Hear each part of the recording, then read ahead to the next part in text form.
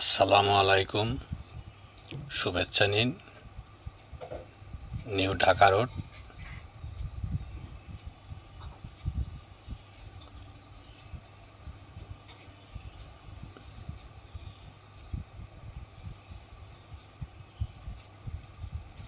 পৌর কবরস্থান, মালসাপাড়া, সিরাজগঞ্জ।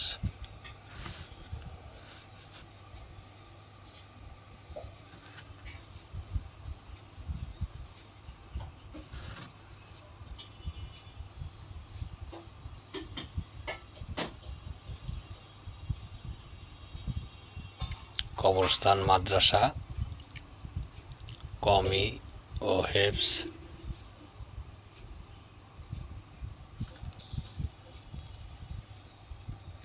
মসজিদ,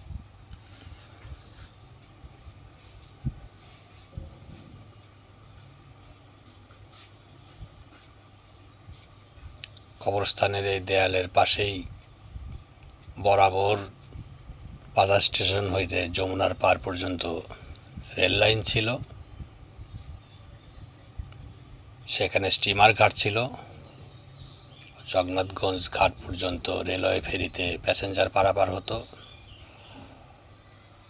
আজ শুধুই স্মৃতি। অনেক আগে উঠিয়ে ফেলা হয়েছে লাইনটি।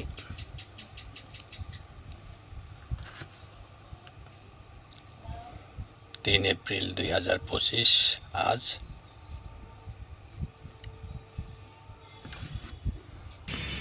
মালসাপাড়া কবরস্থানের ভিতরে প্রবেশ করছি।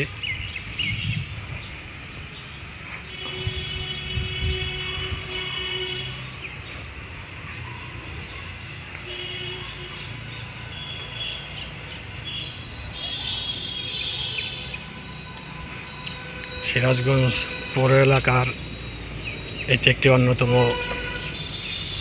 বৃহৎ এবং সম্ভবত সবথেকে প্রাচীন কবরস্থান। পৌরসভার আওতাধীন যতটুকু জানি 3টি কবরস্থান। এইটি মালসাপাড়া কবরস্থান।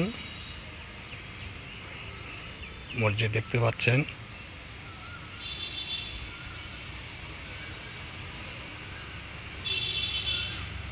আরেকটি শহরের পশ্চিম প্রান্তে রহমতগঞ্জ কবরস্থান। আরেকটি তুলনামূলক ছোট, প্রথম থেকে কিনা জানি না, পরবর্তীতে হতে পারে, রায়পুর পৌর কবরস্থান। রায়পুর স্টেশনের উত্তর পশ্চিম প্রান্তে। আর আরেকটি কবরস্থান দেখা যায় এখান থেকে কাছেই, হোসেনপুর লাল মসজিদ।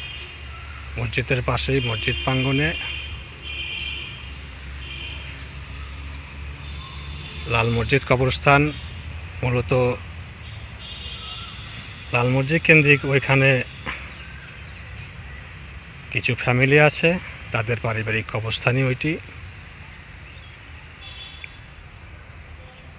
আর আরেকটি কবরস্থান রয়েছে যেটি পৌরসভার মানুষজন ব্যবহার করে থাকে, ওখানে তাদের মাটি হয়ে থাকে। সেই কবরস্থানটি রায়পুর পশ্চিম কওমি জুট মিলের ওই পাশে, পশ্চিম পাশে কান্দাপাড়া রোডে কান্দাপাড়া কবরস্থান। সেটি একটি বৃহৎ কবরস্থান। জানা যায় মালসাপাড়া রহমতগঞ্জ কবরস্থানের উদ্যোক্তা, প্রতিষ্ঠাতা, জমিদাতা কে বা কারা ছিলেন জানা যায় না। তবে কান্দাপাড়া কবরস্থানটি ওই পুলিশ লাইন, জেলা জেলখানা সংলগ্ন। যদিও এটা সদরের একটি ইউনিয়নের ভিতরে, তারপরেও ওই কবরস্থানটি পৌরসভার সাথেই। ওই কবরস্থানটি জানা যায় প্রতিষ্ঠা করেছিলেন মাসিমপুর রেল স্টেশন, সিরাজগঞ্জ বাজার স্টেশন সংলগ্ন পশ্চিম দক্ষিণ পাশেই একেবারেই স্টেশন লাগোয়া পশ্চিম দক্ষিণ কোণায় সিরাজগঞ্জ সদরের মেসা ইউনিয়নের বাসিন্দা কাজী নুরুল হুদা শেখ কাজী নুরুল হুদা জানা যায়। এবং মাসুমপুরে ওনার বাড়ি, সদরের মেসা ইউনিয়নেও ওনার বাড়ি ছিল। উনি ব্রিটিশ আমলের শেষ দিকে দ্বিতীয় বিশ্বযুদ্ধর শেষ হওয়ার পরবর্তীতেই উনি মারা যান। এ শহরের অত্যন্ত প্রভাবশালী গণ্যমান্য একজন ব্যক্তিত্ব ছিলেন। সে সময় উনি দেওবন্দ হতে আরবি শিক্ষায় শিক্ষিত ছিলেন।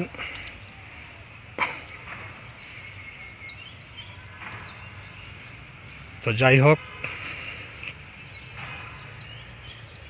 কবরস্থানটি দেখতে পাচ্ছেন।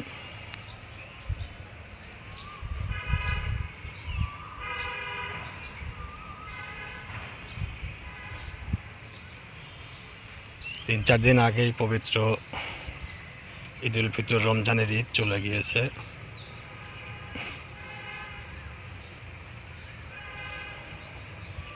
এক বছর আগে ঈদের এই এক বছরের ভিতর কতজন এর দুনিয়া পৃথিবী ছেড়ে চলে গেছে, তারা আজ চির নিদ্রায় শায়িত।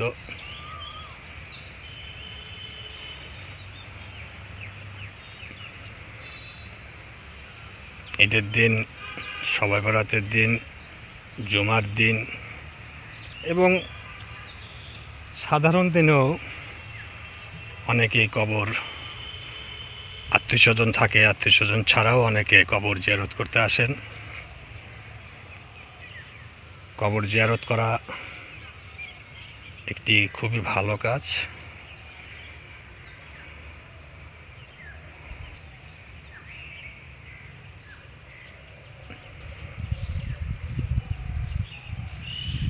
কেননা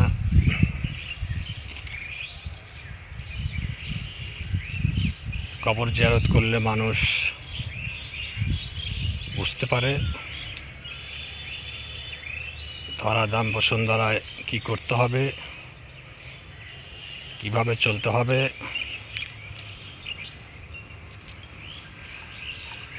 চলে যেতে হবে, রেখে যেতে হবে।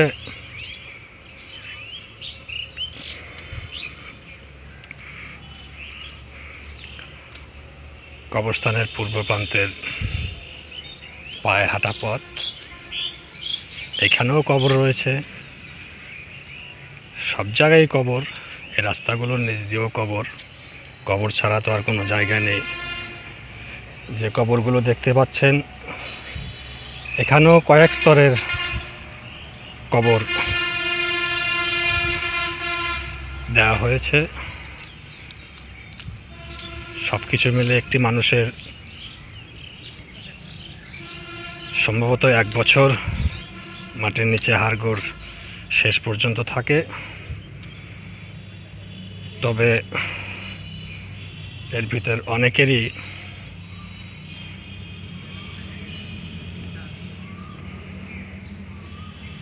দেহ মাটিতে, এমনকি কাফনের কাপড় পর্যন্ত অক্ষত থেকে যায়। সেটি অন্য কথা।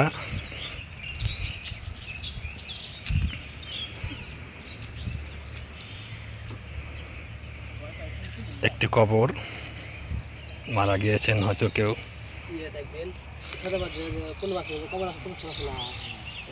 খোঁড়া হয়েছে প্রায়।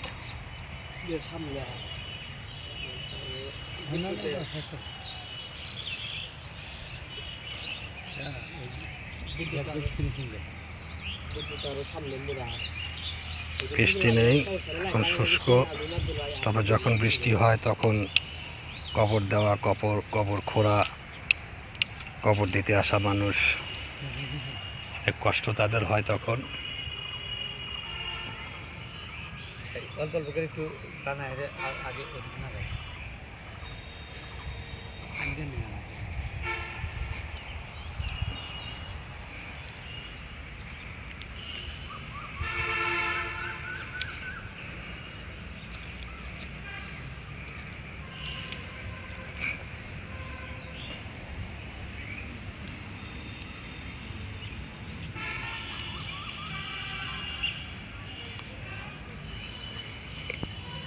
আমি ভুলে গিয়েছিলাম, মনে পড়ল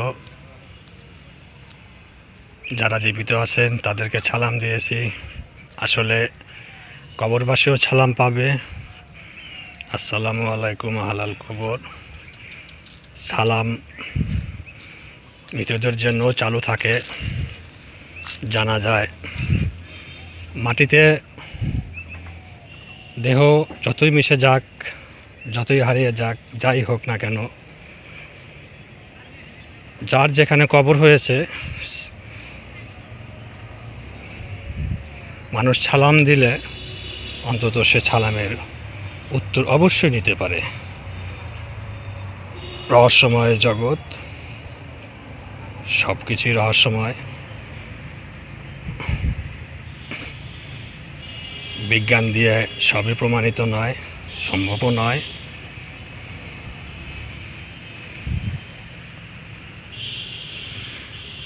তবে সবাই চলে যাব, সব ধর্মের মানুষই চলে যাবে,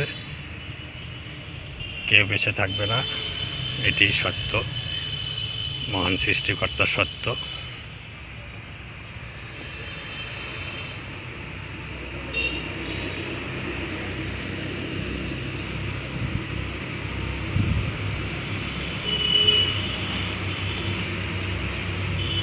সবাই ভালো থাকুন।